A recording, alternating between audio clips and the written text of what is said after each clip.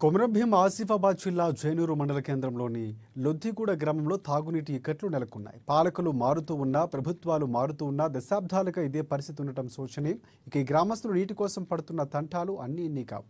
వీరిని గుర్తించి పట్టించుకునే నాథులే కరువయ్యాడంటూ ఆదివాసీ సంఘాల నాయకులు ఆరోపిస్తున్నారు.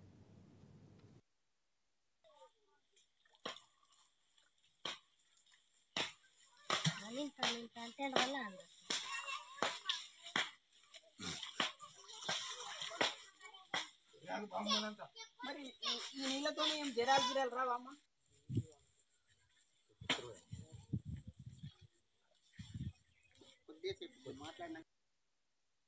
ప్రభుత్వాలు మారినా ఆదివాసీలకు నీటి కష్టాలు తప్పడం లేదు. లొద్దిగూడలో ఆదివాసీలు గత 30 సంవత్సరాల నుంచి నివాసముంటున్నారు. కానీ ఇప్పటిదాకా వీరికి సరైన తాగునీటి వసతి కల్పించిన దాఖలాలు లేవు.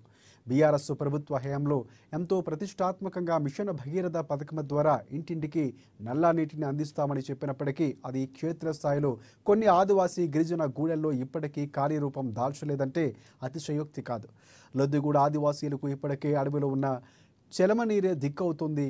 తాగునీటి వసతి విషయమై ఎన్నో మార్లు అధికారులు ప్రజాప్రతినిధుల దృష్టికి తీసుకువెళ్ళినా ఎలాంటి ప్రయోజనం లేకుండా పోయింది.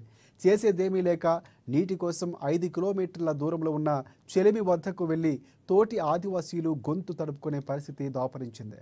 ఇప్పటికైనా అధికారులు ప్రజాప్రతినిధులు స్పందించి ఈ నీటి సమస్యకు ఒక శాశ్వత పరిష్కారం చూపాలని కోరుతున్నారు.